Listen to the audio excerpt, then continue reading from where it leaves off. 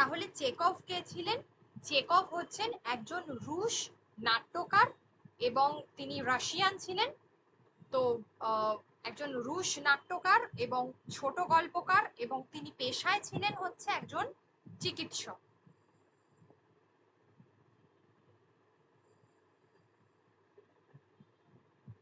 এই চেকভের যার পুরো নামটা ছিল অ্যান্টন পাভলোভিচ, অ্যান্টন পাভলোভিচ, ঠিক আছে? Anton Pavlovich Chekhov.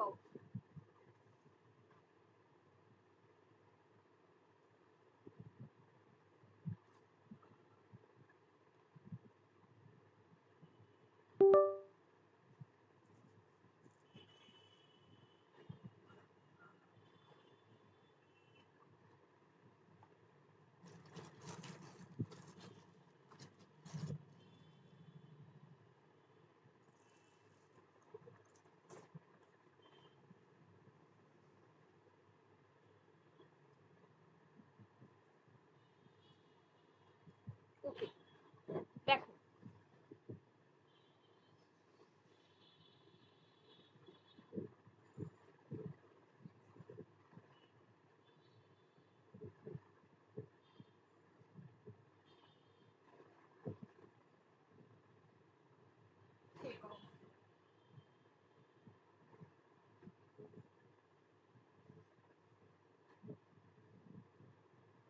আজকে কিন্তু ভীষণ তোমার কি বলে রেকর্ডিং এর সমস্যা হচ্ছে, কাল থেকে একটা নেটওয়ার্কে একটু প্রবলেম হচ্ছে, ঠিক আছে?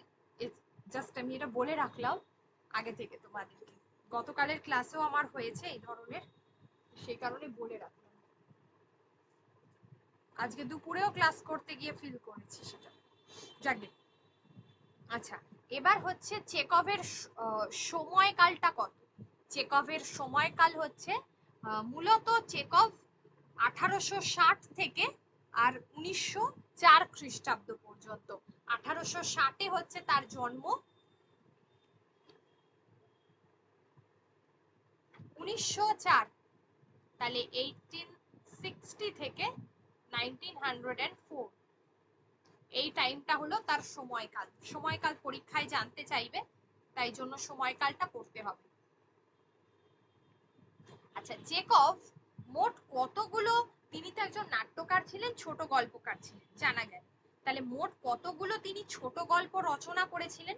মূলত তিনি, শোনা যায় যেটুকু, যে 201টি ছোট গল্প তিনি রচনা করেন।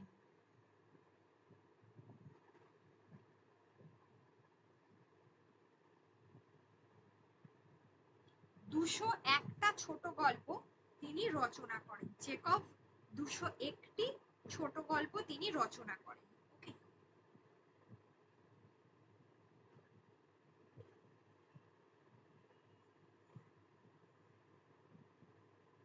আচ্ছা, তারপর যদি আমরা জানি তার সম্পর্কে, তাহলে বলবো যে চেকভের লেখা কোন গল্প মূলত বাংলায় অনুবাদ হয়? চেকভের লেখা কোন কোন গল্প বাংলায় অনুবাদ হয়েছিল, এটা যদি আমরা জানতে চাই, তাহলে এর উত্তরটা হবে যে কেরানির মৃত্যু, তারপরে হচ্ছে বহুরূপী,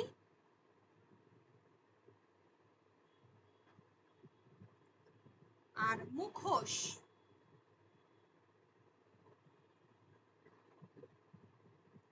এই তিনটি গল্পই, এটা চেকভের গল্প থেকে নেওয়া, এটা বাংলায় অনুবাদ হয়।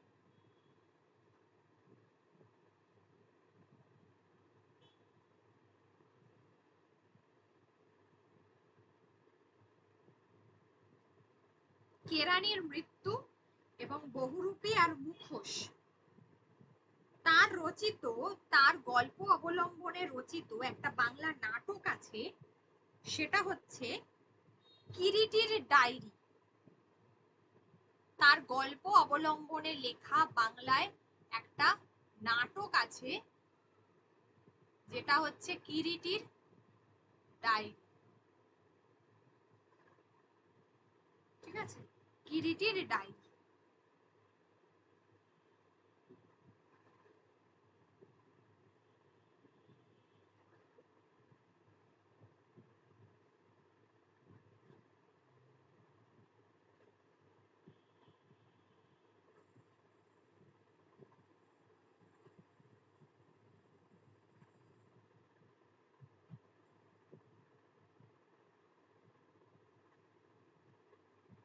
নেক্সট হচ্ছে চেকভ।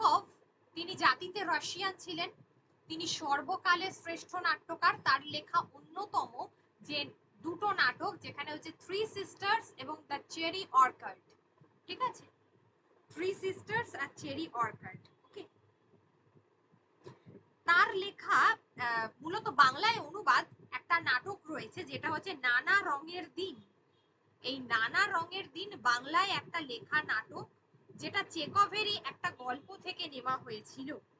চেকভেরই একটা নাটকের বাংলা রূপান্তর বলা যেতে পারে। ঠিক আছে, সেটা কোনটা? সেটা হচ্ছে swan song. Swan song, SWAN, swan song বলে একটা নাটকের, চেকভের লেখা একটা নাটকের বাংলা অনুবাদ বলা যেতে পারে কোনটাকে? সেটা হচ্ছে নানা রঙের দিন।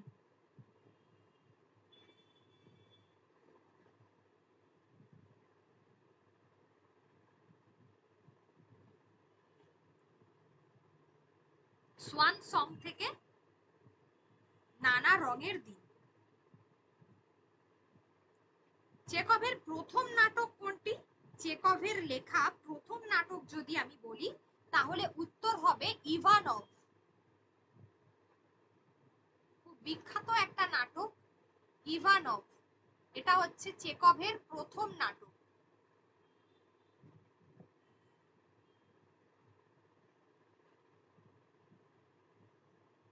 চেকভের লেখা প্রথম নাটক হচ্ছে ইভানভ।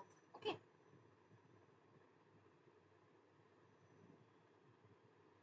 চেকভকে আর কোন নাট্যকারের সঙ্গে তুলনা করা হয়? চেকভকে কোন নাট্যকারের সঙ্গে তুলনা করা হয়? সেটার উত্তর হচ্ছে ইবসেন। ইবসেনের সঙ্গে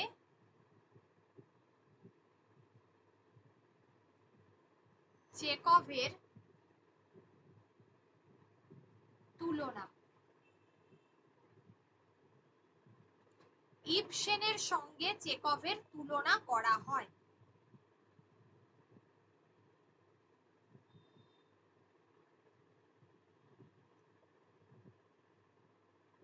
এই অবধি দেখো, যদি কারোর কোনো অসুবিধা থাকে তাহলে বলো। প্রশ্ন আসতে পারে যে চেকভ কি জাতীয় নাটক রচনা করেছিলেন? আমরা যেমন শেক্সপিয়ারকে দেখি, তার কমেডি নাটকগুলো বিখ্যাত, কিন্তু ট্র্যাজেডি নাটকগুলো আরো বেশি করে বিখ্যাত, বা ট্র্যাজি কমেডি গুলো বিখ্যাত, বা কমেডি যেগুলো আছে সেগুলো। তো তো সেরকমই চেকভের ক্ষেত্রেও কিন্তু সেই জাতীয় নাটক খুব বিখ্যাত। এটা হচ্ছে theatre of mood.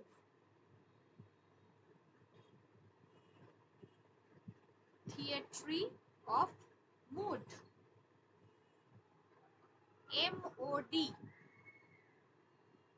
Theatre of mood এই ধরনের নাটক চেকভ খুব বেশি রচনা করেছিলেন। মানে এক প্রকার যে নাটকগুলোতে একটু অতি নাটকীয়তা রয়েছে, অতি নাটকীয়তা রয়েছে, থিয়েট্রি অফ মুড এই জাতীয় নাটক চেকভ রচনা করেছিলেন। ঠিক আছে,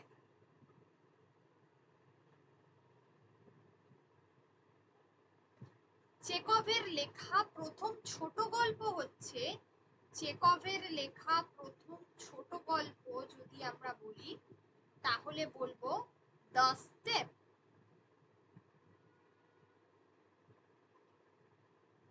দ্য স্টেপ, এটা হবে স্টেপ। হ্যাঁ, এই স্পেলিং স্টেপ। একটা পার্টিকুলার অঞ্চলকে ঘিরে স্টেপ বলা হয় না, ভূগোলে রয়েছে সেই স্টেপ। স্টেপ মরুভূমির এলাকাগুলো, সেই অঞ্চলটাকে নিয়ে লেখা প্রথম ছোট গল্প step.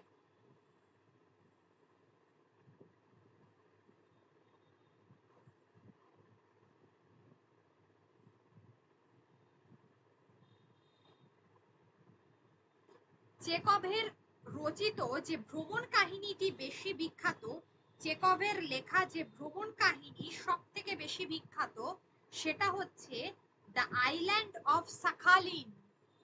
The island,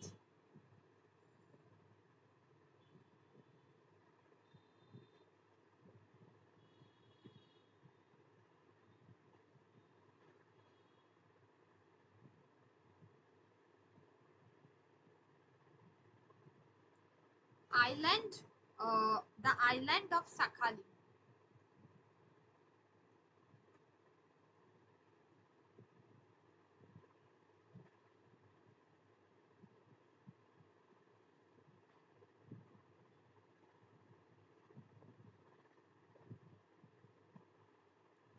the island of Sakhalin, ঠিক আছে?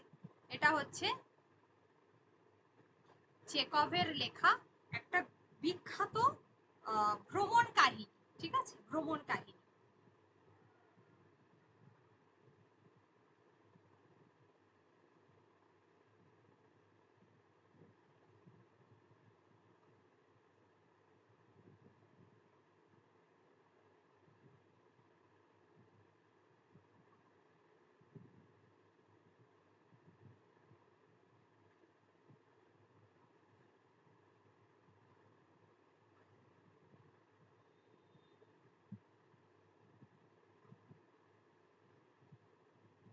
হলো? আচ্ছা, ওনার একটি গল্প আছে উড ডেমন, একটা দৈত্যকে নিয়ে লেখা, যেটা হচ্ছে একটা 4 অঙ্কের নাটক। 4 অঙ্কের নাটক সাধারণত উনি লেখেননি, চেকভের কথা বলছি, যেটা হচ্ছে উড ডেমন, একটা দৈত্যকে নিয়ে লেখা, DEMON, ঠিক আছে? ডেমন, উড ডেমন একটা বিখ্যাত গল্প মূলত, সরি এটা একটা নাটক, 4 অঙ্কের নাটক।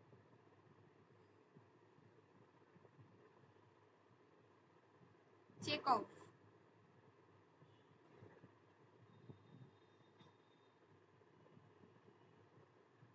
যেহেতু তিনি পেশায় একজন তোমার কি বলে চিকিৎসক ছিলেন, তাই তার গল্পগুলোর মধ্যে তোমার কি বলে একটা ব্যক্তিত্ব রয়েছে, ঠিক আছে? একটা ব্যক্তিত্ব রয়েছে, একটা তোমার কি বলে বিভিন্ন কুসংস্কারের বিরুদ্ধে তিনি কথা বলেছেন, এগুলো খুব উল্লেখযোগ্য। নাট্যকার হিসেবে তার সব থেকে 3টে নাটকের মধ্যে দিয়ে তার জনপ্রিয়তা ছিল, যার মধ্যে 2টো নাটক আমি অলরেডি তোমাদেরকে বলে দিয়েছি। একটা হচ্ছে দ্য থ্রি সিস্টার্স আর দ্য চেরি অর্কার্ড, এটা তোমাদেরকে বলেছি। আর যেটা গুরুত্বপূর্ণ, দ্য সিগাল,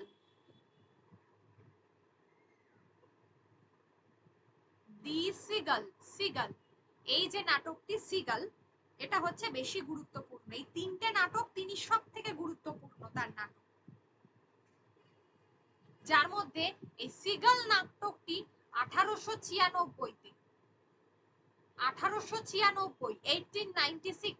1896তে তোমার কি বলে মঞ্চ সফল হয়েছিল বা মঞ্চস্থ হয়েছিল বলতে পারো, ঠিক আছে? সফলভাবে মঞ্চস্থ হয়েছিল। কিন্তু ঘটনাচক্রে এই সিগাল নাটকটা খুব একটা জনপ্রিয়তা পায়নি বলে চেকভ অত্যন্ত অভিমানী হয়ে পড়েন। তিনি কি করলেন? থিয়েটারকে বর্জন করলেন, তিনি থিয়েটারকে বর্জন করলেন।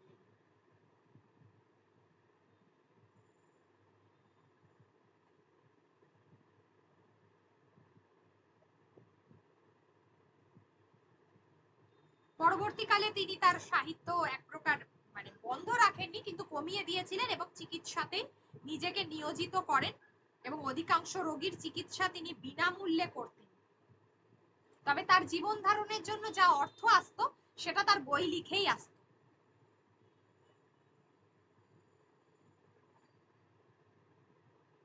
তার একটি বিখ্যাত নাটক যেটা শ্রেণী সংগ্রাম, শ্রেণী সংগ্রাম, ওই যে সিগাল, সিগাল, এই সিগালের মূল বিষয়বস্তুই ছিল শ্রেণী সংগ্রাম, ধনী দরিদ্র, এই যে বৈষম্য, এই বিষয়গুলোকে নিয়ে লেখা। চেকভের একটা উল্লেখযোগ্য পুরস্কার হচ্ছে তিনি পুশকিন পুরস্কার পেয়েছিলেন, পুশকিন।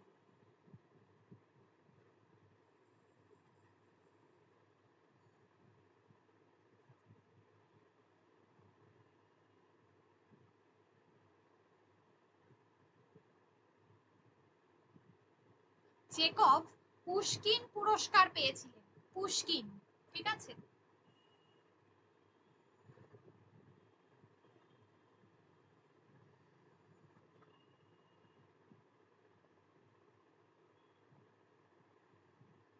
পুশকিন পুরস্কার লাভ করেছিলেন চেকভ।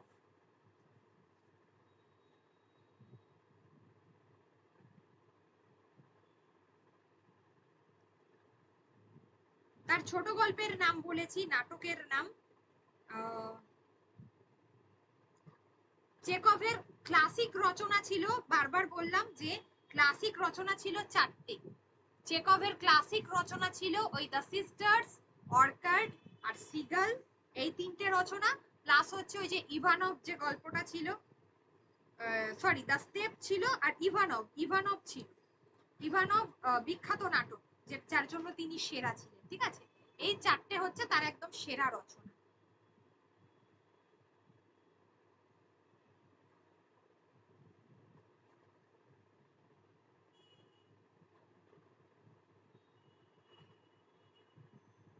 পুশকিন পুরস্কার পেয়েছিলেন, এটা তার তার সঙ্গে আমরা মূলত ইবসেনের একটা তুলনা করি, ঠিক আছে। এবং তার লেখার ভূয়সী প্রশংসা যারা করেছিলেন তাদের মধ্যে একজন উল্লেখযোগ্য ছিলেন জর্জ বার্নার্ড শ। তার মধ্যে উল্লেখযোগ্য ছিলেন জর্জ বার্নার্ড শ, ঠিক আছে। তাহলে এই হচ্ছে তার গুরুত্বপূর্ণ।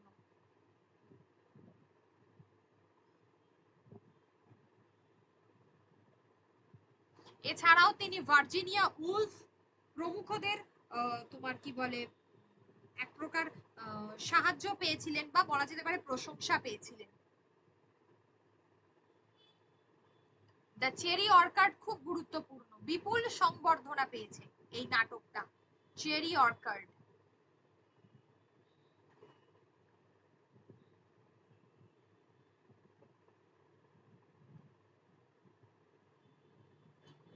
শুরুতে চেকভের অনেকটা উচ্চাকাঙ্ক্ষা ছিল, কিন্তু পরবর্তীকালে তিনি তার জীবনের মানে এই কারণে তার প্রথম দিককার গল্পগুলোতে কিন্তু উচ্চাকাঙ্ক্ষা থাকলেও তারপরে মধ্যবিত্ত জীবনের যে চাওয়া পাওয়া যে চাহিদা, সেগুলো নিয়েই কিন্তু তার পরবর্তীকালের গল্পের মধ্যে এগুলো স্থান পেয়েছে বা নাটকের মধ্যে স্থান পেয়েছে।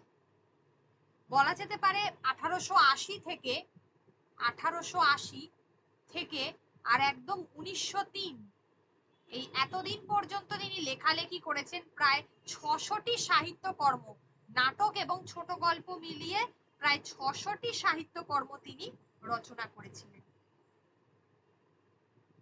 600টি সাহিত্যকর্ম তার রচনা করেছিলেন। ওকে, তাহলে এই হলো চেকভের সম্পর্কে। এবার বলো যদি কারোর কোনো অসুবিধা থাকে তাহলে রিপিট করব, ঠিক আছে। চেকভ সম্পর্কে রিপিট করব, আদারওয়াইজ মপাসাতে যাব।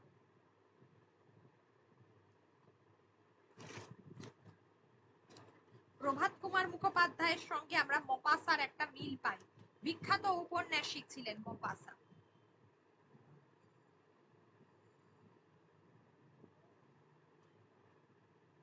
আগে বলো যে এইটুকুতে কারোর কোনো অসুবিধা আছে কিনা, চেকভে কারোর কোনো অসুবিধা লাগছে কিনা।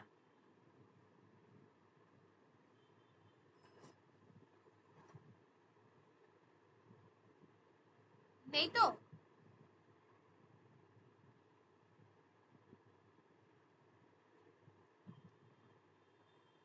কোন লাইন যদি কারোর বাদ দিয়ে থাকে সেটাও বলতে পারো, তাহলে বলবো, আদারওয়াইজ চলো আমরা মপাসা।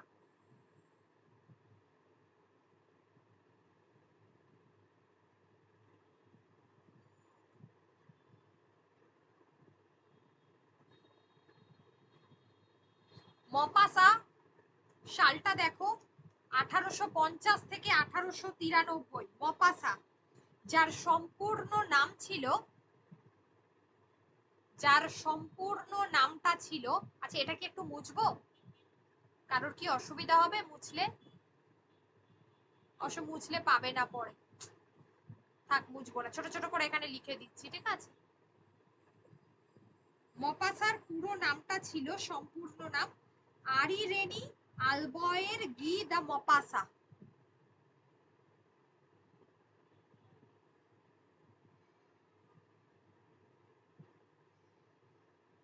আরি রেনি আলবয়,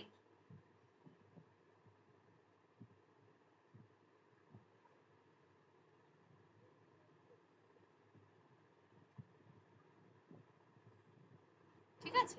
এই ছিল মপাসার পুরো নামটা, আমরা সবাই লিখি গি দা মপাসা, ঠিক আছে। মপাসার জীবন অনেক বড় ছিল, মূলত তিনি ফরাসি মানে ফ্রান্সের অন্তর্গত নরমান্ডিতে জন্মগ্রহণ করেন। ফরাসি দেশে তিনি নরমান্ডিতে জন্মগ্রহণ করেছিলেন। বাবা মায়ের নাম দেওয়া হয়েছে, অতটা গুরুত্বপূর্ণ নয়। মূলত তিনি প্রথমে বন্ধুদের অনুরোধে লেমিউর নামক একটা ছোট্ট কবিতা লিখেছিলেন। লেমিউর, ঠিক আছে।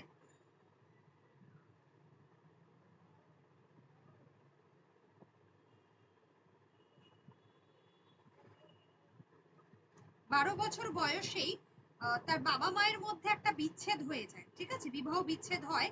ফলে তার একটা প্রভাব কিন্তু মপাসার মধ্যে পড়েছে। কিন্তু মপাসা কি করতেন? বালক মপাসা তার মায়ের সঙ্গে থাকতেন।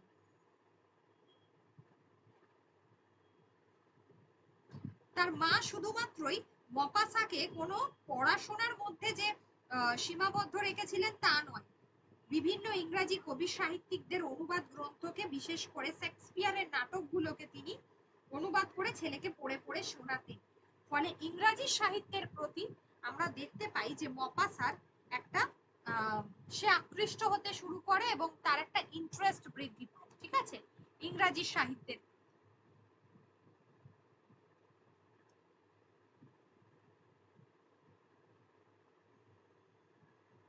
তাহলে তার মায়ের একটা ইন্টারেস্ট গড়ে ওঠে। মপাসার মা যেহেতু তাকে কি করাতো? পড়াতো।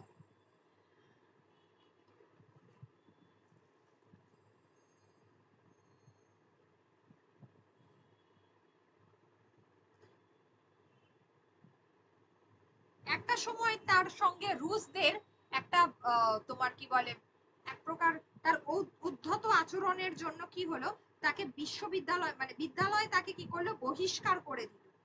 তখন তো তার মা খুব চিন্তিত হয়ে পড়লেন।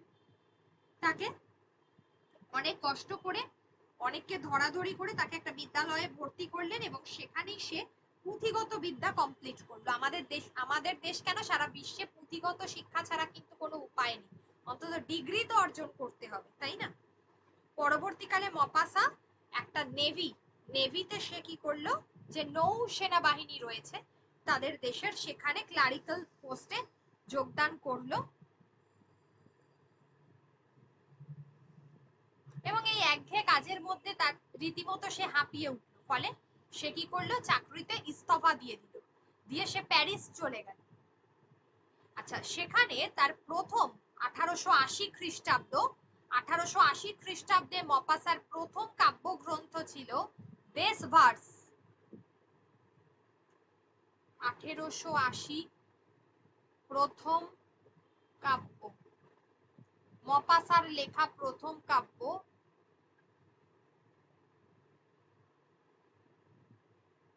দেশ ভার্স। ওকে,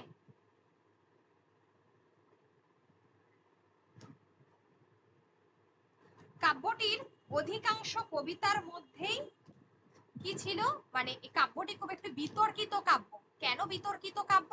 না, কাব্যটি অধিকাংশ কবিতাটার মধ্যেই একটা অশ্লীলতা ছিল, একটা অশালীন কদর্য দিক কবিতার, সেগুলোকে তুলে ধরা হয়েছিল, যেটা নিয়ে অনেক আলোচনা হয়েছিল, ঠিক আছে, অনেক আলোচনা হয়েছিল।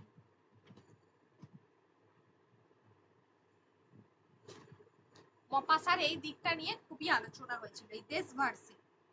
পরবর্তীকালে অনেক অজুহাত দেখিয়ে ফরাসি সরকার তার এই কাব্যগ্রন্থটি বাজেয়াপ্ত করবেন বলে মনস্থ করেন। মপাসা যদিও তাতে দমে যায়নি এবং বলা যেতে পারে মপাসা পুরো বিষয়টাতে বিরক্ত হয়েছিলেন, যদিও শেষে ফরাসিরা আর সেটা করেনি, ঠিক আছে। ফরাসিরা তার এই কাব্যটি আলটিমেটলি আর তোমার কি বলে, তিনি একজন ফরাসি কবি ছিলেন, এটা বলে দিই, তিনি কিন্তু একজন ফরাসি কবি ছিলেন মপাসা।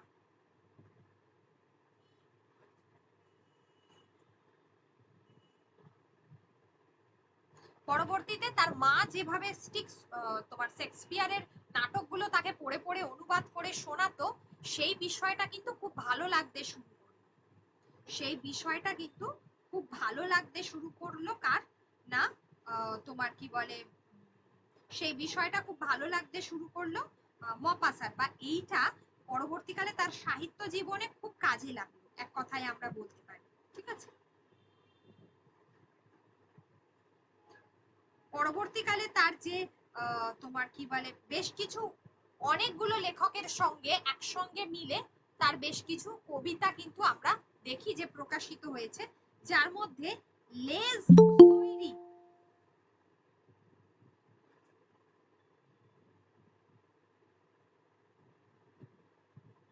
লেজ শৈরি এই নামে,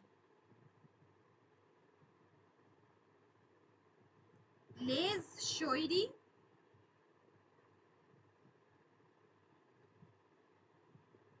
দ্য মি ম্যান, এটা তো ফরাসি লেখা সেই জন্য ভাষাটা এরকম, দ্য মি ম্যান, ঠিক আছে। এই নামে একটা গল্প কিন্তু তার স্থান পায়, এই নামে তার একটা গল্প স্থান পেয়েছিল, ঠিক আছে। আবার অনেক জায়গায় এটাকেই তোমার কি বলে, এটাকে অন্য নামে পাবে।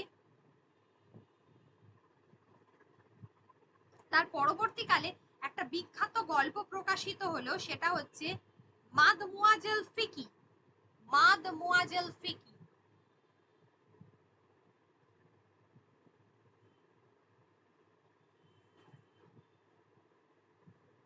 এই মাদমুয়াজেল ফিকি এটা 1883 খ্রিস্টাব্দ, 1883 খ্রিস্টাব্দে মাদমুয়াজেল ফিকি এটা প্রকাশিত হলো, বিখ্যাত গল্প। তার প্রথম উপন্যাস ছিল আনরি, ইউএন আর আই ই, এটা ছিল উপন্যাস, প্রথম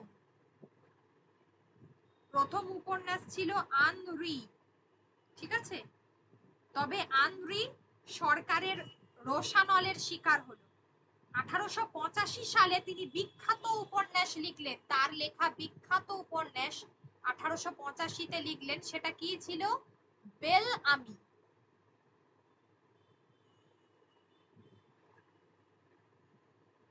বেল আমি, ঠিক আছে। বলা যেতে পারে যে ছোট গল্পকার হিসেবে তিনি কবি ছিলেন বটে, কিন্তু ছোট গল্পকার হিসেবে তিনি এত বেশি পারদর্শিতা তার ছিল, তিনি যদিও সেটা শেষ পর্যন্ত লিখতে পারেননি। তাই খুব কম সময় তিনি লিখেছেন, তাতে তিনি 300 ছোট গল্প এবং 6টি উপন্যাস এবং বেশ কিছু কবিতা তিনি লিখেছেন। তার লেখা থেকেই নেওয়া, আমরা একাদশ দ্বাদশ শ্রেণীতে একটা গল্প পড়তাম আগে, নেকলেস বলে, ঠিক আছে, নেকলেস। তো ওই গল্পটা মূলত তারই গল্প থেকে নেওয়া, ঠিক আছে, যেটা আমাদের পরবর্তীকালে আমাদের আমাদের পাঠ্যতে নেই, একাদশ দ্বাদশের পাঠ্যতে আছে নেকলেস।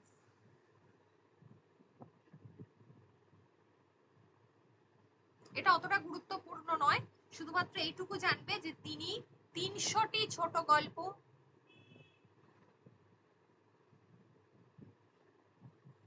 এই মপাসা 300টি ছোট গল্প লেখেন, এবং এটাতেই তার 6টি হচ্ছে উপন্যাস এবং বেশ কয়েকটি কবিতা। কবিতা থেকে তিনি শুরুটা করেছিলেন বলা যেতে পারে, ঠিক আছে, কিন্তু তার নাম হয় সব থেকে বেশি ছোট গল্প।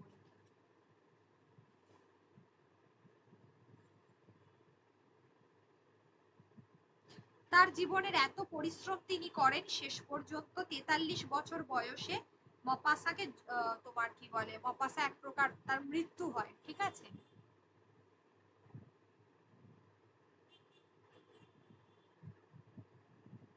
মূলত টলস্টয়, জোহান বয়ার, লুকাস প্রমুখরা তার ভূয়সী প্রশংসা করেছেন, ভূয়সী প্রশংসা করেছেন। মপাসার সময়কালটা খুব ভালো করে পড়বে, মপাসার সময়কালটা খুব ভালো করে পড়বে, 1850 থেকে 1893।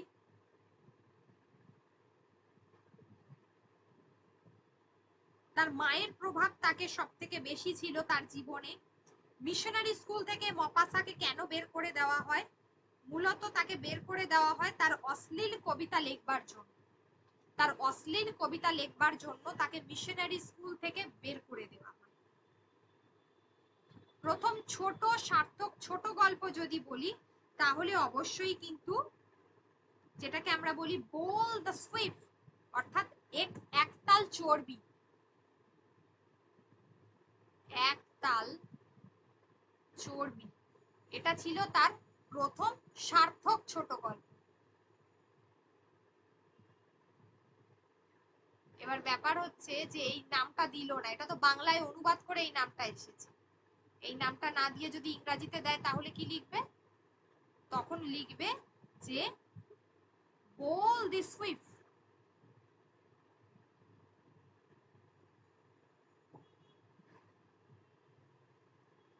বোল দি সুইফট কেমন? এটা কার উপরে লেখা? এটা হচ্ছে এশিয়ার সাথে ফ্রান্সের যুদ্ধ। এই গল্পটার মূল বিষয়বস্তু হচ্ছে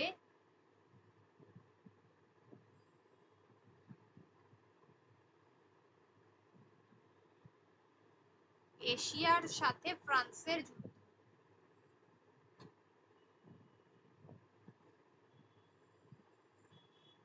মপাসার কোন গল্প বাংলায় অনুদিত হয়? মপাসার কোন গল্প? নেকলেস, নেকলেসটা বাংলায় অনুদিত হয়েছিল। আচ্ছা, তার সঙ্গে বারবার বললাম যে তিনি ফরাসি, তার সঙ্গে যে বাংলা লেখকের মিল পাওয়া যায়, বলা যেতে পারে যে তার লেখাতে মপাসার একটা বড়সড় প্রভাব রয়েছে। সেটার কেউ নয়, প্রভাত কুমার মুখোপাধ্যায়। সেটা আর কেউ নয়, প্রভাত কুমার মুখোপাধ্যায়। ঠিক আছে? মপাসার সঙ্গে যে বাংলার লেখকের মিল পাওয়া যায় তিনি হচ্ছেন আর কেউ নয়, প্রভাত কুমার মুখোপাধ্যায়।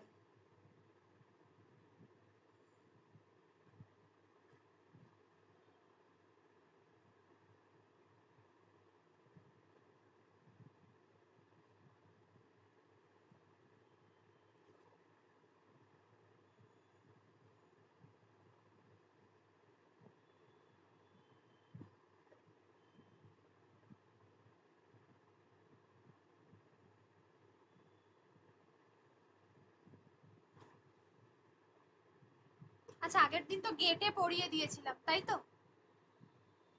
গেটে তো পড়িয়ে দিয়েছিলাম। এই দুটোতে বলো যদি কারোর কোনো সমস্যা থাকে। একটা বললাম মপাসা, আর একটা বললাম তোমার কি বলে, চেকভ।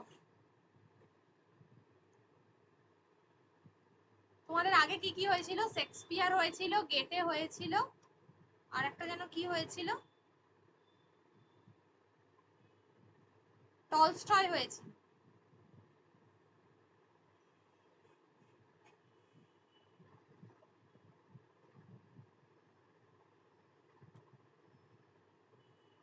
ওই গেটেটাই হয়েছে গোয়েট, গোয়েট।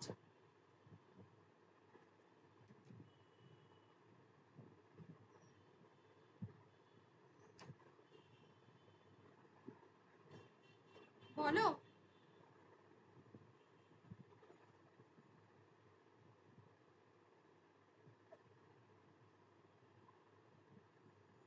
Pablo Neruda, VVI.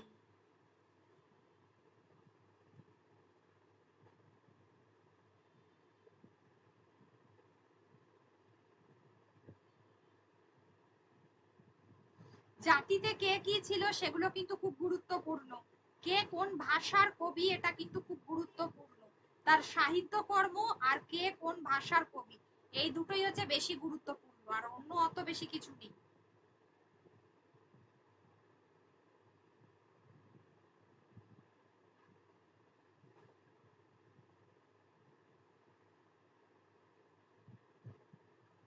Pablo Neruda. Pablo নেরুদার নাম কিন্তু বিশাল বড়। নাম পড়তে হবে পাবলো নেরুদার, পুরো নাম মনে রাখতে হবে। পুরো নাম হচ্ছে, তিনি চিলির জাতীয় কবি ছিলেন, তবে লাতিন আমেরিকায় তিনি কবি হিসাবে খুব গুরুত্ব। Ricardo Eliecer, Neftali Reyes Basoalto. Neftali Ricardo Reyes Basoalto বা বসোয়ালতো যেটাকে বলা হয়, যাই হোক, এটাই হচ্ছে পাবলো নেরুদার প্রকৃত নাম।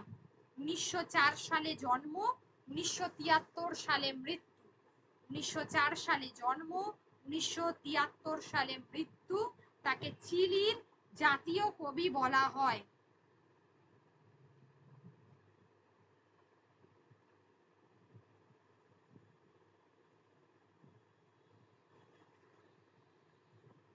চিলির জাতীয় কবি পাবলো নেরুদা তাকে বলা হয়, ঠিক আছে। কিন্তু তিনি লাতিন আমেরিকার কবি রূপেই প্রসিদ্ধ।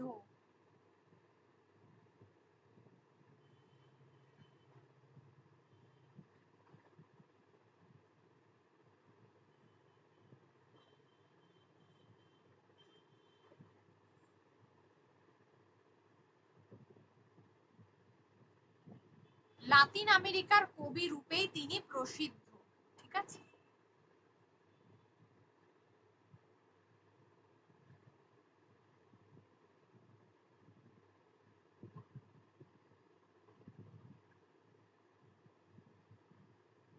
পাবলো নেরুদা একজন চিলের অবশ্যই একজন চিলি কবি এবং একজন রাজনীতিবিদ বটে এবং একজন কূটনীতিক বটে। 1971 খ্রিস্টাব্দে মূলত তিনি সাহিত্যে নোবেল পুরস্কার পেয়েছিলেন। এই প্রশ্নটা খুব আসে, মনে রাখতে হবে 1971 খ্রিস্টাব্দে তিনি সাহিত্যে নোবেল পুরস্কার পেয়েছিলেন।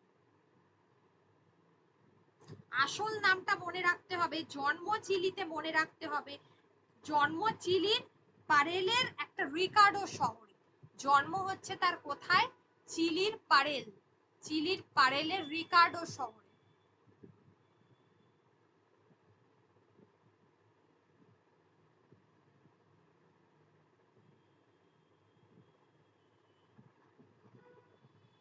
পারেলের রিকার্ডো শহরে, রিকার্ডো শহরে তার জন্ম। ওকে, আচ্ছা। ওনার মা ছিলেন রোজা বাসালতো, ওনার মা ছিল রোজা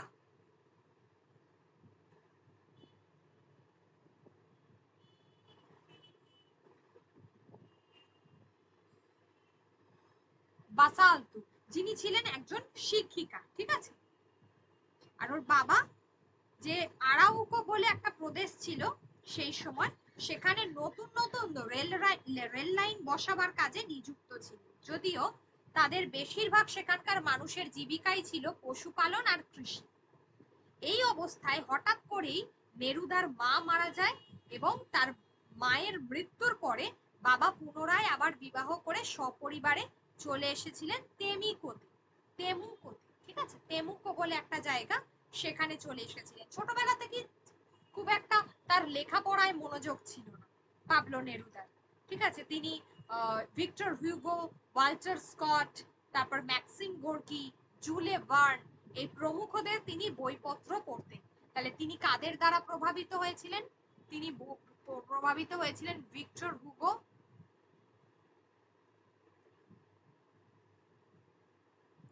ভিক্টর হুগো, আচ্ছা, এছাড়া হচ্ছে ওয়াল্টার স্কট,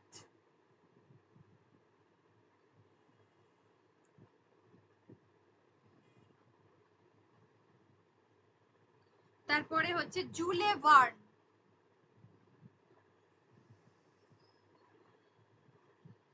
এই প্রমুখদের দ্বারা, ম্যাক্সিম গোর্কি, প্রমুখদের দ্বারা তিনি প্রভাবিত হয়েছিলেন। তারপর তিনি হঠাৎ করে তার মাত্র 10 বছর বয়সে তিনি লেখা শুরু করলেন, কবিতা লেখা শুরু করলেন এবং কবিতা লেখার সুবাদে খুব কম অল্প বয়সেই তিনি কি হলেন? কবি, খুব খ্যাতি লাভ করলেন, ঠিক আছে।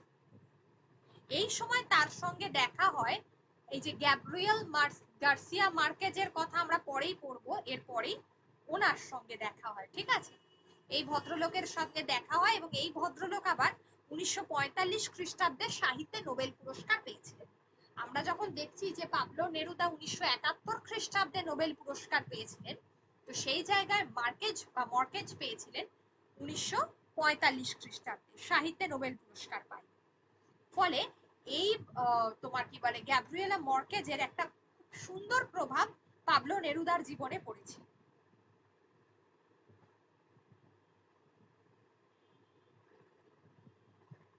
পাবলো নেরুদার জীবনে একটা ভালো প্রভাব পড়ে।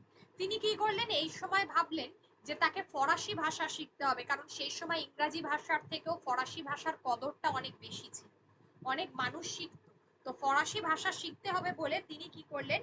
সান্তিয়াগো বলে একটা জায়গা, সান্তিয়াগো, সেখানকার একটা জায়গায় তিনি স্কুলে ভর্তি হয়ে গেলেন ফরাসি ভাষা শিখবার জন্য।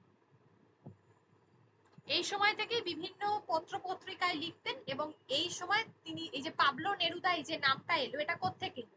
পাবলো নেরুদা ছিল সেটা ওনার ছদ্মনাম, ঠিক আছে? এই ছদ্মনাম এই জায়গাটা থেকে এলো। নেরুদার প্রথম কবিতার বই ছিল টুইলাইট, যেটা 1923 খ্রিস্টাব্দে প্রকাশিত হয়। দেখো এই যে টুইলাইট, এটা 1923 খ্রিস্টাব্দে প্রকাশিত হয়, ঠিক আছে? তার আরেকটা বিখ্যাত বই ছিল 1924-এ 20 বছর বয়সে প্রকাশিত হলো, কি বই না এই যে 20টি প্রেমের কবিতা, 20 লাভ পোয়েমস, ঠিক আছে? দ্বিতীয় কাব্যগ্রন্থ ছিল এটা, যেটার মূলত চিলি ভাষায় একটা নাম ছিল। এই 20 লাভ পোয়েমস এটা তো ইংরেজিতে লেখা, বাংলায় হলো 20টি প্রেমের কবিতা, কিন্তু আসল যে নামটা ছিল সেটা হচ্ছে ভেন্তে ভেন্তে পোয়েমাস, ভেন্তে পোয়েমাস দি আমর, ভেন্তে পোয়েমাস দি আমর, যেটা হচ্ছে এই 20 লাভ পোয়েমস, ঠিক আছে? 20টা প্রেমের কবিতার একটা সংকলন, সেটা ছিল মূলত তার দ্বিতীয় গ্রন্থ। তার প্রথম গ্রন্থ এটা 1924 সালে বের হয়, আর প্রথম গ্রন্থ 1923-এ বের হয়েছিল, যার নাম ছিল, বইটার নাম টুইলাইট। টুইলাইট এটা প্রথম কবিতা, এটা ছিল তার প্রথম কবিতা।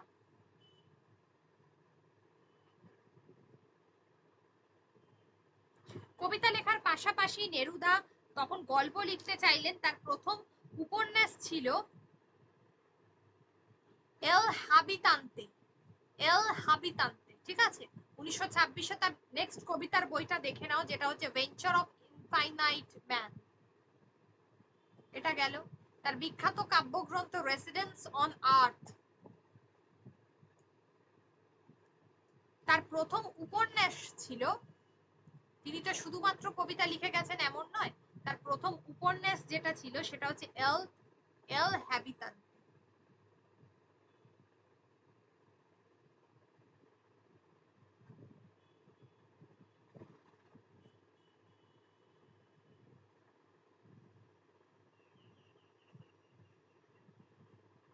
এল হ্যাবিতান্তে, যেটা হচ্ছে ওনার প্রথম উপন্যাস,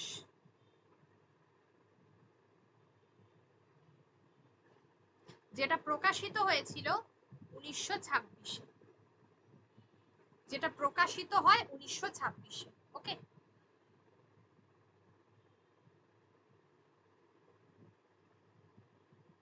তারপর তিনি কি করলেন, নেরুদা আস্তে আস্তে তোমার কি বলে একটু রাজনীতিতে জড়িয়ে পড়লেন। তিনি প্রথমে রাজনীতিতে জড়িয়ে পড়ার আগে যেটা মূল ঘটনা, তিনি ব্রহ্মদেশ গিয়েছিলেন। ব্রহ্মদেশ থেকে তিনি রেঙ্গুন অর্থাৎ ওই মায়ানমার এই সাইডগুলো, এখানকার মানুষদের, কলম্বো অর্থাৎ এশিয়া মহাদেশের বিভিন্ন জায়গা, তারপর হচ্ছে জাভা, এগুলোতে সব নিঃসঙ্গ জীবন কাটালেন। এবং পরবর্তীকালে তিনি চিলি সরকারের কনসিউলেটে যোগদান করলেন, ঠিক আছে, রাষ্ট্রদূত যেটাকে আমরা বলে থাকি। এখান থেকে এই চিলি সরকারের কনসিউলেট পদ থেকে তিনি চলে গেলেন স্পেনে, ঠিক আছে? স্পেনে ওখানকার কাজ করতে গেলেন। সেখানে বার্সেলোনা, মাদ্রিদ প্রমুখ যে শহরগুলো ছিল সেখানকার মানুষজনদের একেবারে ঘনিষ্ঠে এলেন, তাদের সান্নিধ্যতে এলেন। স্পেনের গৃহযুদ্ধ তাকে ভীষণভাবে তোমার কি বলে এক প্রকার প্রভাবিত করল। এবং এই সময় গার্সিয়া কবি যিনি নিহত হলেন, ঠিক আছে, স্পেনের গৃহযুদ্ধের ফলে, ফলে তার কূটনৈতিক জীবনটাতে অনেক পালা বদল এলো, বা বলতে পারো অনেক চেঞ্জেস এলো। তাকে তার লেখা মূলত তিনি লিখেছিলেন মানে সরকারের বিরুদ্ধে গিয়ে লিখেছিলেন, যার ফলে কনসিউলেটের চাকরিটা তার চলে গেল। তিনি বেশ কিছুদিন কনসিউলেটে চাকরি করতে গিয়ে বিভিন্ন দেশে ঘোরার পর মেক্সিকোতে গিয়েছিলেন, ঠিক আছে? মেক্সিকোতে গিয়ে তিনি ওখানকার কমিউনিস্ট পার্টি, অর্থাৎ আমরা যেটাকে এখন এই মুহূর্তে সিপিএম বা সিপিআই বলে থাকি, সেই কমিউনিস্ট পার্টিতে যোগদান করলেন এবং চিলির আইনসভার সিনেটের সদস্য হয়ে গেলেন, অর্থাৎ তিনি ভোটে জিতে, যেটাকে আমরা অ্যাসেম্বলি বলি বা আমাদের পার্লামেন্টের যে সদস্য হওয়ার কথা বলি, সেটাই হলেন, ওখানকার সিনেটের সদস্য হয়ে গেলেন। রাজনীতিতে যোগদান করলেন, সেখানকার মানুষের অনেক বেশি তোমার কি বলে এক প্রকার ভালোবাসা পেয়েছিলেন, কিন্তু সেই সময় তার গ্রেফতার হওয়ার আশঙ্কা ছিল, ফলে তাকে বেশ কিছুদিন আত্মগোপন করে থাকতে হতো। চিলির মহাকাব্য বলে কথিত তার সবথেকে বিখ্যাত গ্রন্থ ক্যান্টো জেনারেল, যেটা প্রকাশিত হলো 1950-এ। ক্যান্টো জেনারেল, ঠিক আছে।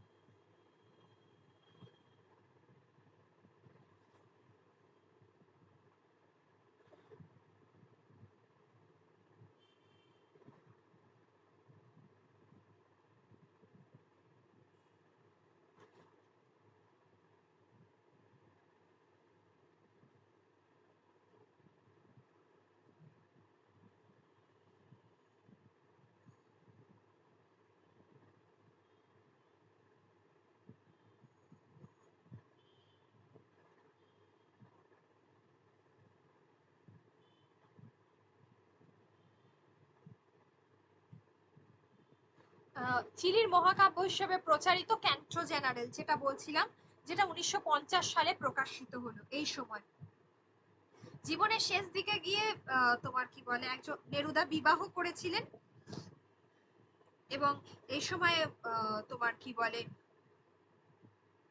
তার অনেক সুখ দুঃখের জীবন ছিল এই মুহূর্তে, মানে একদম শেষ দিকে চলে গেছিলেন। তো 1971 সালে তিনি নোবেল পুরস্কার পেয়েছিলেন সাহিত্যে। এছাড়া তিনি আন্তর্জাতিক পিস প্রাইজ, ইন্টারন্যাশনাল যে পিস প্রাইজ হয় সেটা পেয়েছিলেন, আন্তর্জাতিক শান্তি পুরস্কার, লেনিন এবং স্তালিন পুরস্কার পেয়েছিলেন। লেনিন এবং স্তালিন পুরস্কার পেয়েছিলেন, আন্তর্জাতিক পিস প্রাইজ পেয়েছিলেন। এই যে 100 প্রেমের সনেট, এই গ্রন্থগুলো তার শেষ দিকে, এই যে জেনারেল সং, এলিমেন্টাল ওডস, এই দুটো কাব্যগ্রন্থ তার প্রকাশিত হয়। বিখ্যাত কবিতা ছিল তার স্পেন ইন মাই হার্ট, সালগুলো দেওয়া আছে দেখো, 1937।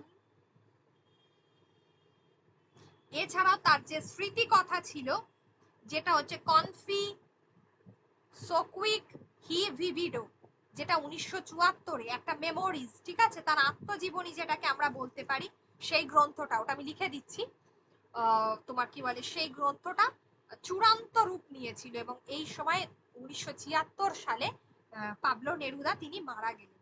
পাবলো নেরুদা এই সময় মারা গেলেন, ঠিক আছে। গ্রন্থটার নাম হচ্ছে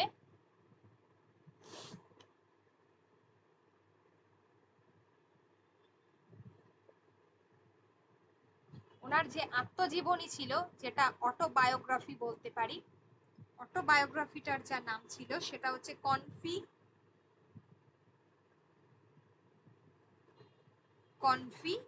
সোকুইক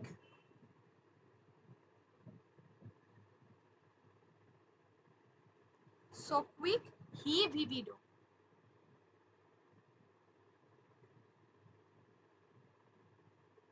হি ভিভিডো, ঠিক আছে। সোকুইক হি ভিভিডো, কনফি সোকুইক হি ভিভিডো, এই গ্রন্থটা হচ্ছে পাবলো নেরুদার আত্মজীবনীমূলক গ্রন্থ, যেটা 1974 সালে 1974-এ বেরিয়েছিল। কি নামে বেরিয়েছিল? মেমোরিজ, এই নামে বেরিয়েছে। ওকে, এই গেল পাবলো নেরুদা। 1971-এ তিনি তোমার কি বলে 1971-এ তিনি পাচ্ছেন নোবেল পুরস্কার, ঠিক আছে, এটা খেয়াল রাখবে। এরপরে তিনি পেয়েছিলেন কি কি, একটা হলো আন্তর্জাতিক শান্তি পুরস্কার, আর একটা হচ্ছে যে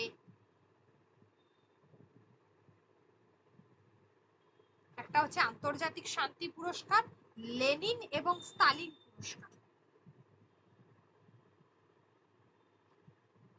আচ্ছা, তার কবিতায় মূলত কিসের ছায়া দেখতে পাওয়া যায়?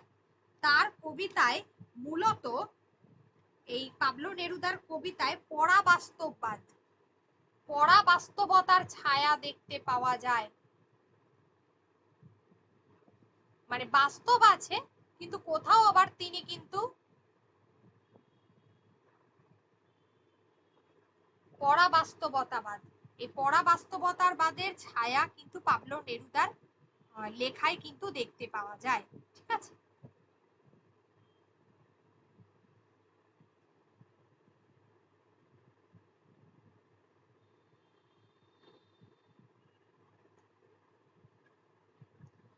এই মর্কেজের কথা আমরা যে পড়বো না পাবলো নেরুদার পরে, এই মর্কেজ পাবলো নেরুদাকে বিংশ শতাব্দীর একেবারে মানে বিংশ শতাব্দীর একদম সেরা কবি বলেছিলেন, বিংশ শতাব্দীর সেরা কবি বলেছিলেন।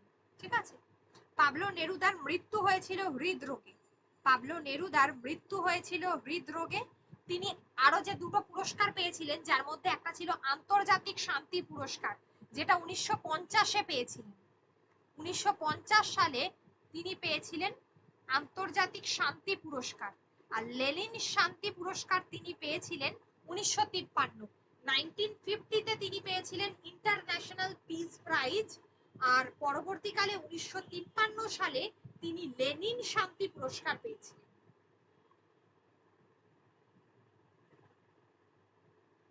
10 বছর বয়স থেকে তিনি লেখা শুরু করেন।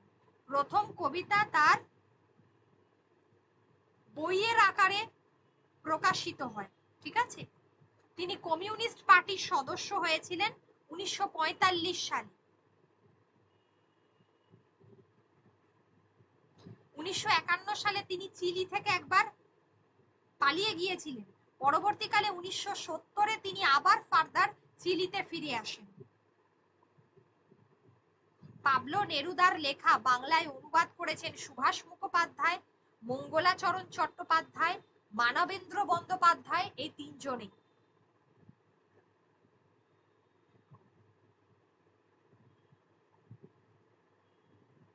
1951-তে তিনি চিলি থেকে পালিয়ে গেলেন এবং পুনরায় আবার চিলিতে ফিরে এলেন 1970-এ। সুভাষ মুখোপাধ্যায়, মঙ্গলাচরণ চট্টোপাধ্যায়, মানবেন্দ্র বন্দ্যোপাধ্যায়, এই তিনজনেই পাবলো নেরুদার কবিতা বাংলায় অনুবাদ করেছিলেন বা তার লেখা। চলো পরেরটা বলবো, মর্কেজ, গ্যাব্রিয়েল গার্সিয়া মর্কেজ।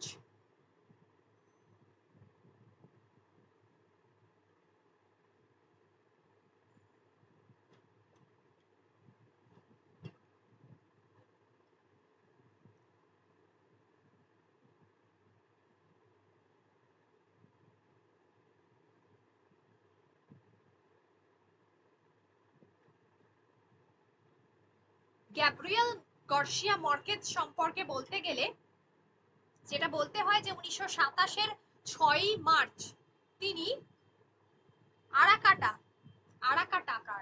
আরাকাটাকা নামক একটা জায়গা কলম্বিয়া শহরে, ঠিক আছে, এটা লাতিন আমেরিকা, অর্থাৎ আমেরিকার মধ্যে যে জায়গাটা কৃষ্ণাঙ্গ আমরা বলি না, ওদের মধ্যে তো কৃষ্ণাঙ্গ দেখা যায়, কালো ধরনের মানুষ, তো সেই যে জায়গাটা তুলনামূলক পিছিয়ে পড়া জায়গা আমেরিকার, সেই লাতিন আমেরিকার দেশে আরাকাটাকা, এই জায়গায় জন্মগ্রহণ করেন। ঠিক আছে, এই মর্কেজ।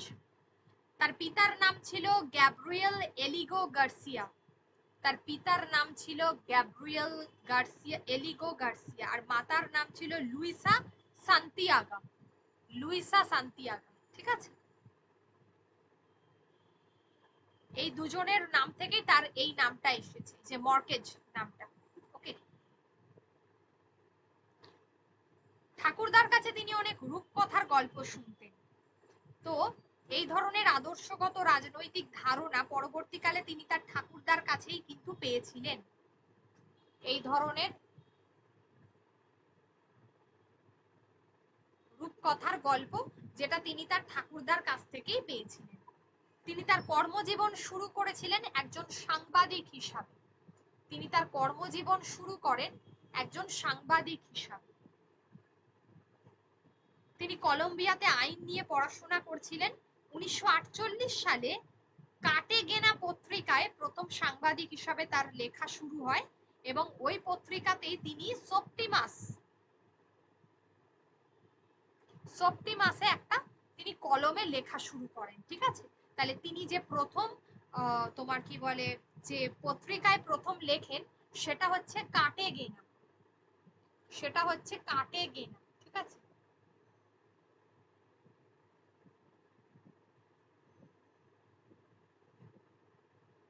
কার্টেগেনা পত্রিকা, এই কার্টেগেনা পত্রিকাতে তিনি প্রথম লেখা শুরু করলেন এবং 1948-এ, এবং ওই পত্রিকাতেই সেপ্টিমাস, সেপ্টিমাস বলে একটা কলম ছিল। মানে আমরা যেমন ধরো বলি না যে রাজনৈতিক কাহিনী লিখছে, কেউ খেলা নিয়ে লিখছে, সাংবাদিকরা যেমন হয়, তো সেপ্টিমাস বলে ওদের একটা কলম ছিল, সেখানে এই মর্কেজ লেখা শুরু করলেন, ঠিক আছে।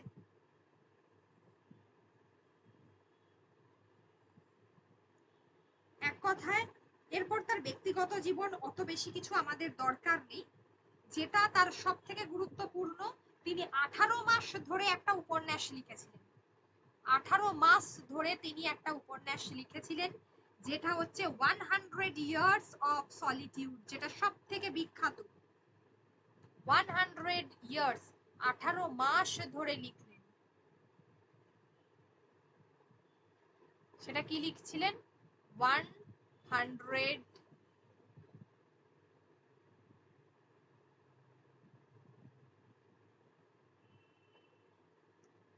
ইয়ার্স অফ সলিটিউড,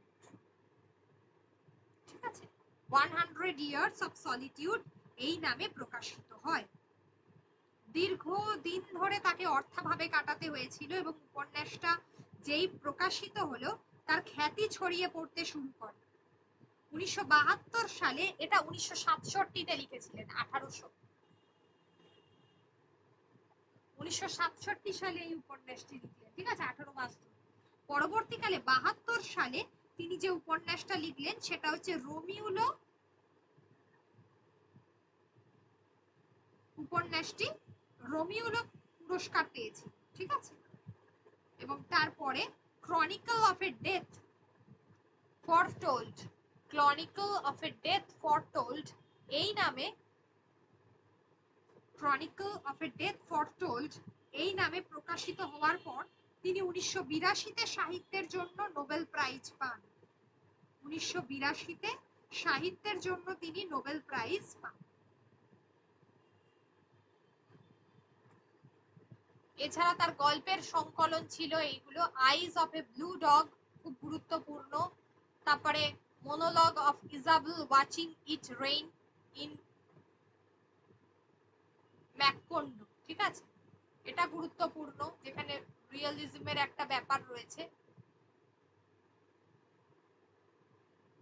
স্পেকটেটর পত্রিকায় প্রকাশিত হয়েছিল তার যে গ্রন্থটি শিপরেকড সেলার, ঠিক আছে, Shipwrecked Sailor, the Story of a Shipwrecked Sailor, এগুলো খুব গুরুত্বপূর্ণ। আচ্ছা, এছাড়া Love in the Times, Love in the Times of Cholera, এটা 1985-এ প্রকাশিত হয়। Love in the Times of Cholera, এই যে, এটা খুব গুরুত্বপূর্ণ। তারপরে এই যে Chronicle of a Death Foretold, এটা গুরুত্বপূর্ণ, ঠিক আছে। আচ্ছা, লাভ এন্ড আদার্স ডেমন্স, এই তিনটে গ্রন্থ গুরুত্বপূর্ণ। নিউজ অফ এ কিডন্যাপিং 1996, এগুলো গুরুত্বপূর্ণ, এগুলো ভালো করে দেখে যান, ঠিক আছে। এছাড়াও পরবর্তীকালে তিনি ক্যান্সারে মারা যান 2002 সালে। প্রকাশিত হয় তার স্মৃতিকথা নিয়ে 3টে ভলিউমে লেখা আত্মজীবনী, তার স্মৃতিকথা নিয়ে 3টে ভলিউমে লেখা আত্মজীবনী। এখানে দেখো একটা গ্রন্থ দিয়েছে, এই যে নিউজ অফ এ কিডন্যাপিং, ঠিক আছে। এই গ্রন্থটা হচ্ছে, এই গ্রন্থটা হচ্ছে একটা নন ফিকশন গ্রন্থ, এটা গল্প ঠিক নয়, কিন্তু এটা নন ফিকশন, নন ফিকশন কাহিনী নিয়ে এটা 1996-এ।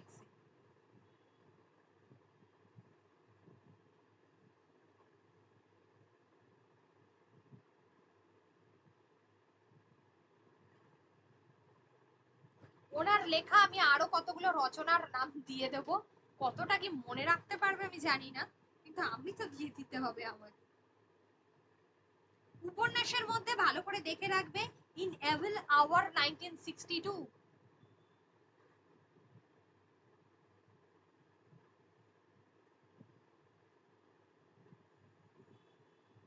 এগুলো হলো উপন্যাস।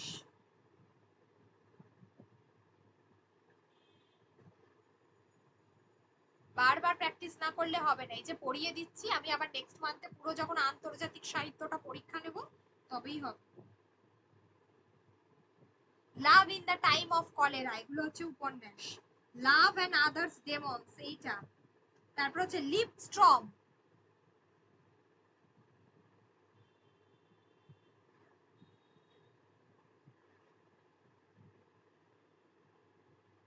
লিখলাম STORM হবে, হ্যাঁ।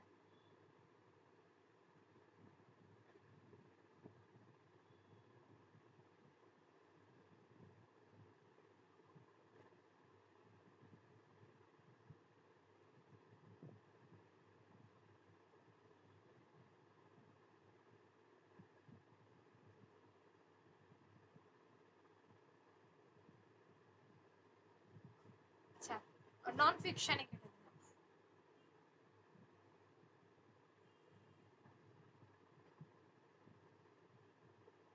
এটা তো নন ফিকশন।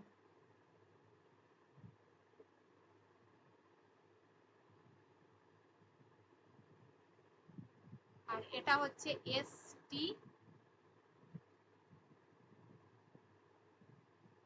স্ট্রং, এটা কিন্তু গুরুত্বপূর্ণ, ঠিক আছে। এগুলো হচ্ছে সব গুরুত্বপূর্ণ উপন্যাস। আর গল্প গ্রন্থের মধ্যে আইজ অফ দ্য ব্লু ডগ, যেটা তোমাদের রচনার নোটসে আছে, আর লিখছি না।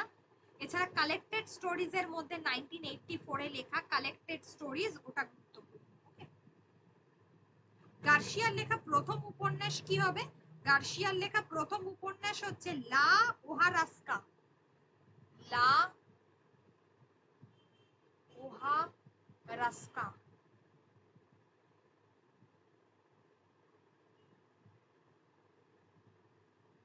প্রথম উপন্যাস। লা ওহারাস্কা হচ্ছে প্রথম উপন্যাস, লা ওহারাস্কা।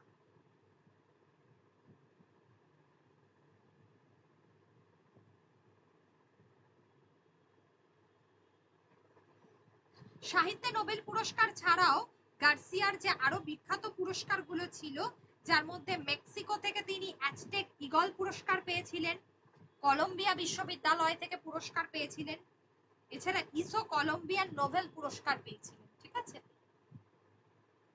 ইসো কলম্বিয়ান নোবেল পুরস্কার পেয়েছিলেন। চলো নেক্সট হচ্ছে ল্যাংস্টন হিউজ। তোমার কি বলে, মর্কেজ নিয়ে কারোর কোনো সমস্যা আছে? মর্কেজ নিয়ে কারোর কোনো সমস্যা আছে কি?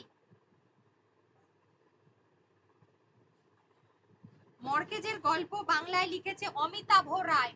মর্কেজের গল্প নিয়ে বাংলায় লিখেছে অমিতাভ রায়, অনুবাদ করেছে অমিতাভ রায়।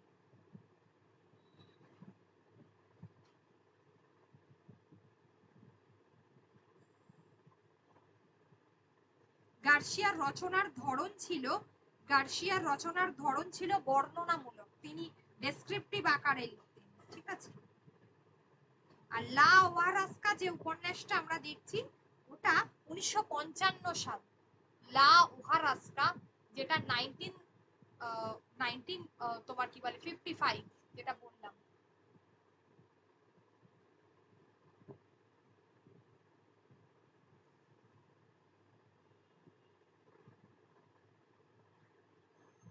নাইনটিন ফিফটি ফাইভে এই গ্রন্থটি প্রকাশিত হয়।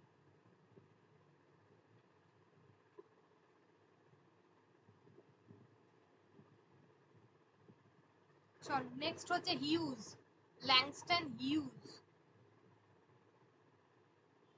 ল্যাংস্টন হিউজ আছে, আর আর্নেস্ট হেমিংওয়ে আছে, টিএস এলিয়ট আছে, টমাস টার্নস এলিয়ট। ল্যাংস্টন হিউজের জন্ম 1902 খ্রিস্টাব্দে। মার্কিন যুক্তরাষ্ট্রের তিনি একজন বিখ্যাত নবজাগরণের নেতা ছিলেন। মূলত তার কবিতাগুলো দেখো বাংলায় অনুবাদ করেছে কারা, সেটা গুরুত্বপূর্ণ, যেটা হচ্ছে শক্তি চট্টোপাধ্যায়, মুকুল গুহ।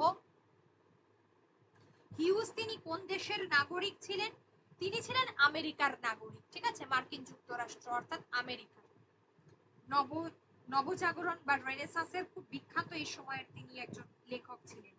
হিউজের কবিতা বাংলাদেশের শিক্ষা স্তরেও সিলেবাসভুক্ত হয়েছে।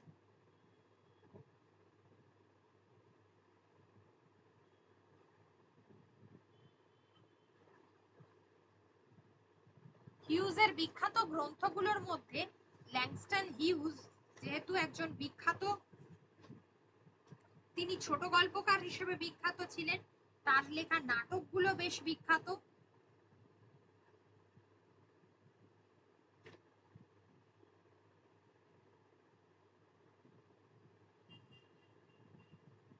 তার লেখা নাটকগুলো বিখ্যাত। তিনি বিশেষ করে তার কবিতা এবং নাটক এই দুটো। তার প্রথম কাব্যের নাম ছিল ওয়েভি ব্লুজ, এটা লেখাই আছে তোমাদের। ওয়েভি ব্লুজ হচ্ছে ল্যাংস্টন হিউজের লেখা প্রথম কাব্যগ্রন্থ।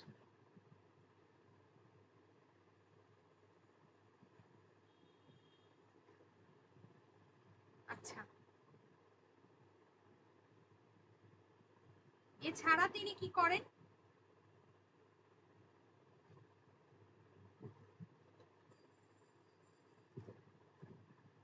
এছাড়া মূলত ল্যাংস্টন হিউজ কোথায় মারা গিয়েছিলেন?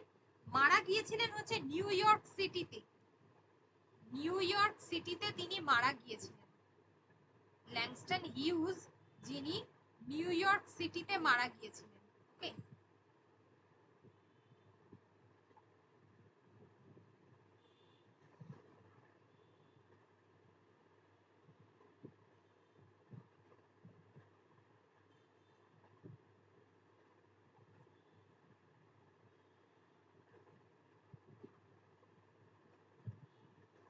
ল্যাংস্টন হিউজ একজন তোমার কি বলে, অবশ্যই একজন মার্কিন কবি, একজন প্রাবন্ধিক, কথা বলাই যায়। তার শিক্ষা হয়েছিল পেনসিলভেনিয়াতে। আচ্ছা, তার উল্লেখযোগ্য রচনা, যেগুলো তার উল্লেখযোগ্য রচনা সেগুলো সব থেকে গুরুত্বপূর্ণ, যেমন হচ্ছে দ্য ওয়েভি ব্লুজ যেটা বললাম, তার প্রথম রচনা যেটা 1926-এ 1926 প্রকাশিত হয় 1926-এ। পরবর্তীকালে পরবর্তীকালে হচ্ছে তোমার fine clothes to the zoo, fine clothes to the zoo, এই যে জু, এটা কিন্তু জু, হ্যাঁ, এটা 1927-এ তিনি প্রকাশ করলেন। 1927-এ হচ্ছে fine clothes to the zoo, zoo means হচ্ছে চিড়িয়াখানা, ঠিক আছে। ডিয়ার লাভলি ডেথ,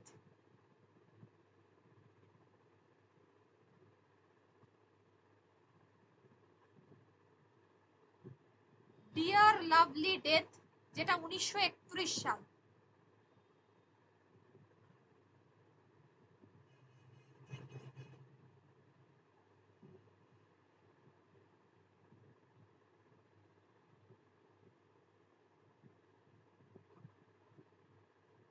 1931 সালের রচনা এটা। ওকে, এছাড়া তিনি শেক্সপিয়ারকে নিয়ে লিখেছিলেন শেক্সপিয়ার ইন হারলেম, যেটা গুরুত্বপূর্ণ অতটা নয়। আচ্ছা,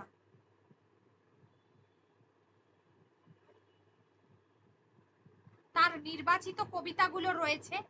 আচ্ছা, তার লেখা গুরুত্বপূর্ণ উপন্যাস হচ্ছে not without a laughter, not without a laughter, এই গ্রন্থটা খুব গুরুত্বপূর্ণ।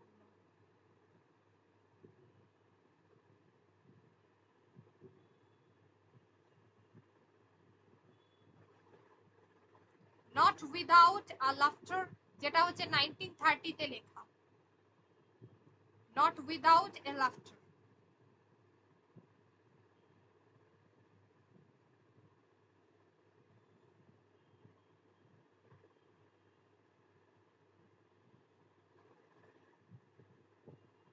এটা খুব গুরুত্বপূর্ণ, তার একটা উপন্যাস।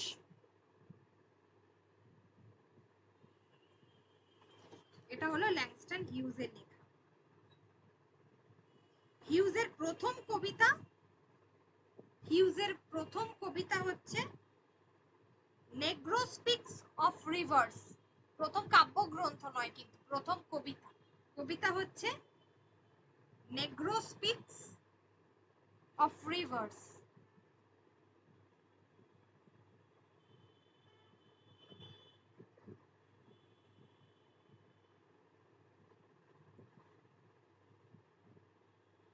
Negro speaks of reverse.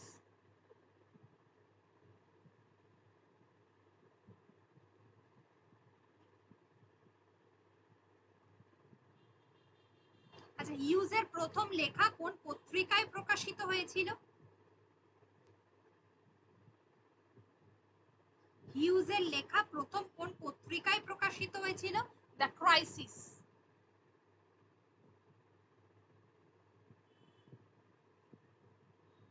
The crisis পত্রিকায়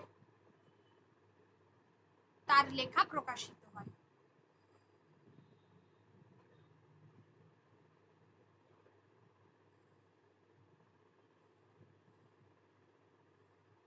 আর একটা প্রশ্ন হচ্ছে, লাস্ট কোয়েশ্চেন, যে তার লেখা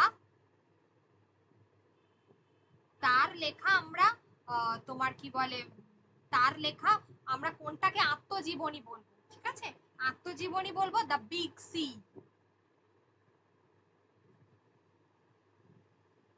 দ্য বিগ সি, এটা হচ্ছে ল্যাংস্টন হিউজের লেখা, তার আত্মজীবনী। ঠিক আছে,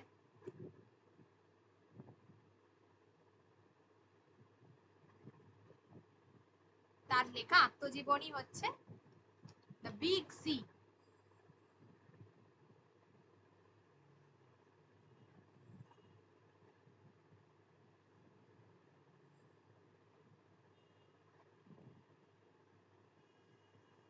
ব্যাস, মোটামুটি ভাবে এটাই হচ্ছে ল্যাংস্টন হিউজ।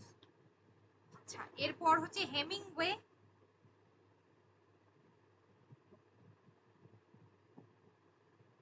Ernest Hemingway.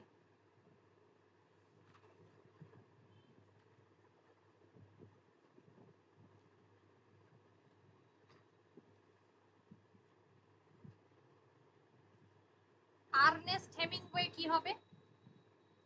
1899-তে তার জন্ম এবং 1961-তে তার মৃত্যু আর্নেস্ট হেমিংওয়ে।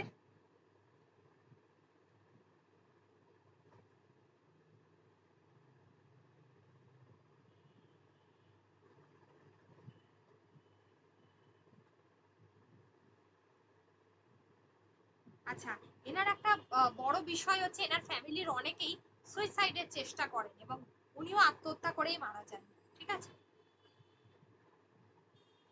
যুক্তরাজ্য, তিনি হচ্ছেন, ইনিও আমেরিকার কবি। ঠিক আছে, একজন আমেরিকান কবি। বারবার বলছি যে যে দেশ থেকে বিলং করেছে, কেউ রাশিয়া থেকে করেছে, কেউ ইটালি থেকে করেছে, কেউ চিলি থেকে করেছে, কেউ আমেরিকা থেকে করেছে, তো যে কেউ ফ্রান্স থেকে করেছে, কে কোন দেশের জাতীয়তাটা কিন্তু খুব দরকার। হ্যাঁ, পরীক্ষা এটা ভীষণ ভাবে দেয়।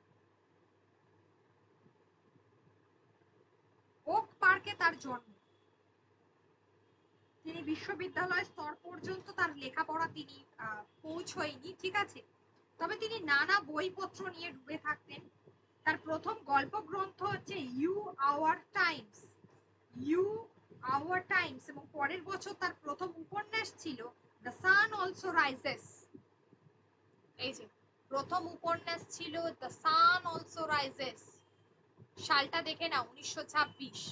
আর তার প্রথম গল্প ছিল,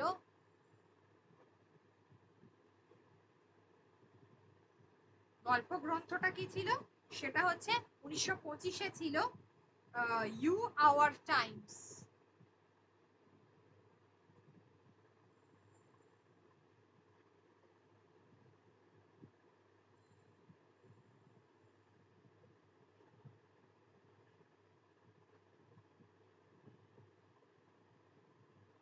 এই দুটো লেখার পরে তার জীবনের তিনি স্বীকৃতি লাভ করতে শুরু করলেন। তার পূর্ণ উপন্যাস ছিল ফেয়ারওয়েল টু আর্মস, যেটা তার প্রথম বিশ্বযুদ্ধের পটভূমিকায় তিনি লিখেছিলেন? প্রথম বিশ্বযুদ্ধ পটভূমিতে লেখা কি লিখেছিলেন? Farewell to arms.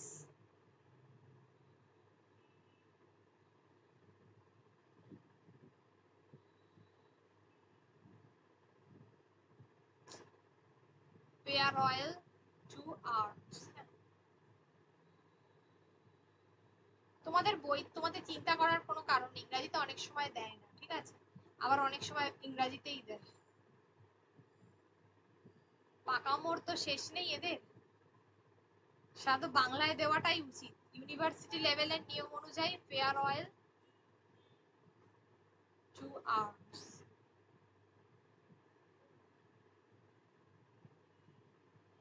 এটা 1929, 1929 WELL হবে, হ্যাঁ স্পেলিংটা। এটাতে তিনি আন্তর্জাতিক খ্যাতি পেয়েছিলেন। তবে তার প্রথম বলা যেতে পারে যে তার শ্রেষ্ঠ রচনা যদি বলে কিছু হয়, সেটা হচ্ছে এই যে বেল টোলস। বেল টোলস, এটা হচ্ছে for whom the bell tolls. এই রচনার জন্য, এই যে for whom the bell tolls, এই রচনার জন্য মনে করা হয়, যেটা তার স্পেনের যুদ্ধের, এটার পটভূমিটা হচ্ছে স্পেনের যুদ্ধ। ওকে,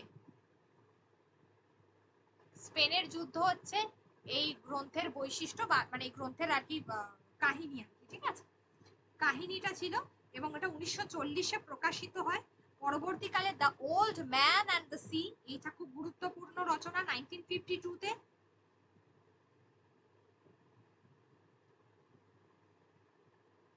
তার লিখন শৈলীর নাম দিয়েছিলেন ওই যে আইসবার্গ থিওরি, এটা খেয়াল রাখতে হবে। তার আত্মজীবনীমূলক রচনা হচ্ছে আ মুভেবল ফিস্ট ও আইল্যান্ড ইন দ্য স্ট্রিম, ঠিক আছে? মুভেবল ফিস্ট,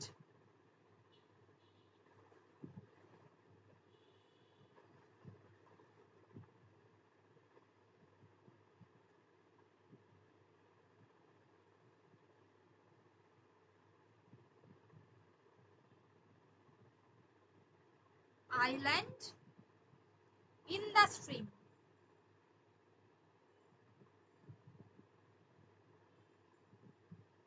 মুভেবল ফিস্ট আর আইল্যান্ড ইন দ্য স্ট্রিম, ঠিক আছে? এই দুটো গ্রন্থ, একটা ছিল 1964-এ আর একটা ছিল 1970। একটা ছিল 1964-এ, একটা ছিল 70-তে। তিনি 1954 সালে সাহিত্যে নোবেল পুরস্কার পেয়েছিলেন। 1900 তোমার কি বলে 54, 1954 নোবেল, সাহিত্যে নোবেল পান 1954, ঠিক আছে? তার বিখ্যাত রচনার মধ্যে এইগুলো ছিল। আর একটা হচ্ছে মেন উইদাউট উইমেন বলে একটা রচনা ছিল, main without women.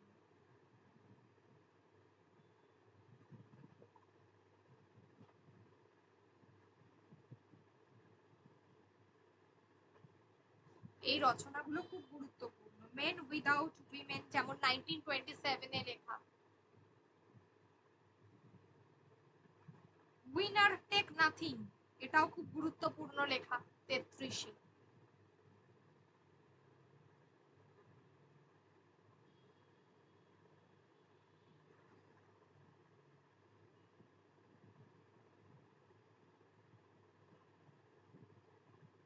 Winner Take Nothing. Okay, ব্যাস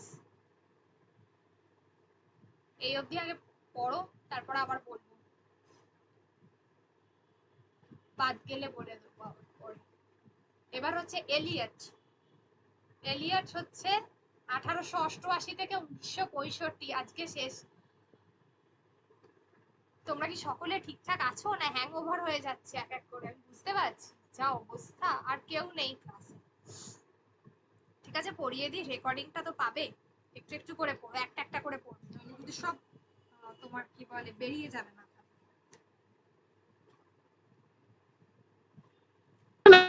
হ্যাঁ বল। এলিয়েটের পর কি আরো আছে না এটাই শেষ? না না না, এলিয়টের পর শেষ, এলিয়ট শেষ। তোমরা কিন্তু মিলিয়ে নেবে একবার সবগুলো, ঠিক আছে? নইলে আমি নেক্সট দিনকে একবার বলে দেবো, তোমরা জাস্ট মিলিয়ে নেবে লিস্ট। আচ্ছা, এলিয়টের এখানে যা যা দিয়েছি, এলিয়ট আমেরিকারই কবি টিএস এলিয়ট। আচ্ছা, তার লেখা সাহিত্য প্রতিভার মধ্যে এই যে দেখো দ্য লাভ সং যে আলফ্রেড প্রুফ্রক, এটা তার প্রথম লেখা, ঠিক আছে? এটা হচ্ছে তার প্রথম প্রকাশিত গ্রন্থ, যদিও এটা তার প্রথম লেখা নয়। প্রথম লেখাটা ছিল জুভেনিয়া, তার প্রথম লেখা ছিল জুভেনিয়া। জুভেনিয়া হচ্ছে একটা কবিতা, কিন্তু ওটা প্রকাশিত হয়নি। তার প্রথম তোমার কি বলে এই প্রকাশিত গ্রন্থ হচ্ছে কাব্যগ্রন্থ, ঠিক আছে? এটা প্রুফ্রক, এটা একটা কাব্যগ্রন্থ।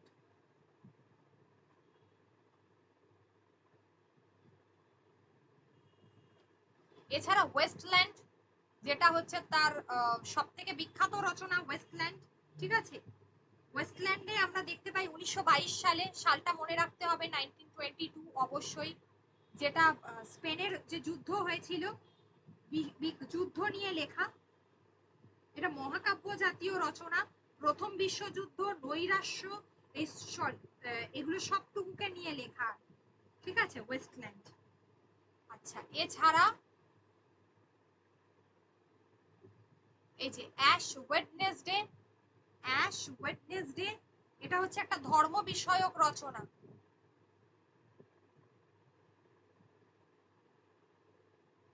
ধর্ম বিষয়ক রচনা অ্যাশ ওয়েডনেসডে, ওকে? পরবর্তীকালে তার family reunion, confidential, clerk, the elder statesman, এগুলো বিখ্যাত নাটক, ঠিক আছে? নাটক হিসেবে মার্ডার ইন দ্য ক্যাথিড্রাল, সব সালগুলো দেওয়া আছে, ওকে? এগুলো দেখতে হবে প্রত্যেকটা, যেগুলো তোমাদের ক্ষেত্রে উল্লেখযোগ্য সেটাই কেটে তো পড়িয়ে দিয়েছি আগের দিন, আর পড়াচ্ছি না আজকে। রবীন্দ্রনাথের পুনশ্চ কাব্যগ্রন্থের অন্তর্গত তীর্থযাত্রী কবিতাটি এলিয়টের জার্নি অফ দ্য ম্যাগির অনুবাদ, ওকে? রবীন্দ্রনাথের পুনশ্চ কাব্যগ্রন্থের তীর্থযাত্রী কবিতা, যেটা তোমার কি বলে তাকে মেটাফিজিক্যাল পোয়েট বলা হয়। মেটাফিজিক্যাল পোয়েট আমরা কাকে বলি? মূলত তাদেরকেই বলি যাদের কবিতায় দার্শনিকতা রয়েছে, আবার কাল্পনিকতাও রয়েছে। তাহলে এই মেটাফিজিক্যাল পোয়েটদের মধ্যে টিএস এলিয়ট ছিল অন্যতম, কারণ তাদের কবিতায় দার্শনিকতা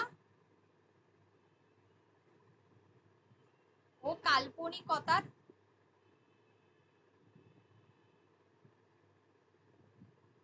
মেলবন্ধন ঘটছে।